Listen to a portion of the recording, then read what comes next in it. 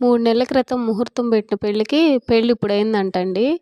అలాగే 3 నెలల నుంచి చెప్తుంటే ఈరోజు కుదిరింది మా ఆయనకి మష్రూమ్ తీసుకురావడానికి. ఇదిగోండి బాక్స్ వచ్చి రూ. 60 తెచ్చిన మష్రూమ్ ఇదిగోండి. అలా పైన తొక్కంతా తీసేసుకోవాలి. అన్నిటికి తీసేసుకొని ఇప్పుడు వాటిలో వాటర్ పోసేసి 2, 3 సార్లు క్లీన్ చేసుకోవాలి. క్లీన్ చేసుకుంటే అలా వైట్‌కొస్తాయి. పైన మురికంతా పోయి ఇప్పుడు వీటిని కట్ చేసి పెట్టుకోవాలి ముక్కలుగా. దాంట్లో ఒక ఉల్లిపాయ, 4 పచ్చిమిరపకాయలు కూడా కట్ చేసి పెట్టుకోవాలి. 4 టమాటాలను తీసుకొని దాంట్లో 4 యాలుక్కాయలు, కొంచెం మిరియాలు, ఒక దాల్చిన చెక్క 2, 3 లవంగం మొగ్గలు కూడా వేసి జీడిపప్పు నానబెట్టుకున్నది కూడా వేసుకోవాలండి. ఒక పావుగంట నానబెట్టుకున్నది మిక్సీ పట్టుకోవాలి. ఇప్పుడు స్టవ్ వెలిగించి స్టవ్ పై బాండీ పెట్టి ఆయిల్ పోసి ఆయిల్ హీట్ ఎక్కిన తర్వాత దాంట్లో 2 యాలక్కాయలు, దాల్చిన చెక్క, లవంగాలు, కొన్ని జీడిపప్పులు కూడా వేయండి. మీకు జీడిపప్పు అవసరం లేదంటే స్కిప్ చేసేయండి. ఇంకా పచ్చిమిర్చి అండ్ ఆనియన్ కూడా వేసి బాగా వేయించాలి.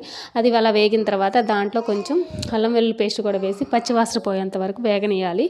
ఇప్పుడు దీంట్లోకి మనం కట్ చేసి పెట్టుకున్న మష్రూమ్ ముక్కలను కూడా వేసి మంచిగా మసాలా పట్టనియాలి. మసాలా పట్టించిన తర్వాత మూత పెట్టి ఒక 5 మినిట్స్ అలా కుక్ చేయాలి. అలా కుక్ చేయడం వల్ల దాంట్లో నుండి వాటర్ అనేది రిలీజ్ అయ్యిద్ది. ఇలా రిలీజ్ అయిన తర్వాత దీంట్లో మనం ప్రిపేర్ చేసి పెట్టుకున్న టమాటా పేస్ట్ ఉంది కదా, ఆ పేస్ట్లో కూడా కొంచెం వాటర్ అనేది కూడా యాడ్ చేసి మొత్తం కలిపేసుకోవాలి. ఇలా కలిపేసుకున్న తర్వాత దీంట్లోకి ఒక స్పూన్ పసుపు అండ్ ఒక స్పూను సాల్ట్, 2 స్పూన్ల కారం అనేది యాడ్ చేసుకోవాలి. అలా వేసుకుని అది కూడా మంచిగా గరిటెతో కలయబెట్టేసుకుని ఇప్పుడు దీంట్లో కొంచెం గరం మసాలా కూడా యాడ్ చేసుకుని కొత్తిమీర ఉంటే వేసుకోండి. నా దగ్గర లేదు కాబట్టి స్కిప్ చేశాను. ఇప్పుడు మూత పెట్టి ఆయిల్ దగ్గర పడేంత వరకు ఉడకనియాలి. ఇలా గ్రేవీ చిక్కబడిన తర్వాత మనకు ఆయిల్ పైకి వెళ్తే మన కర్రీ అయితే రెడీ అయిపోయింది. Mushroom masala curry. వీడియో నచ్చితే లైక్ చేయండి. ఛానల్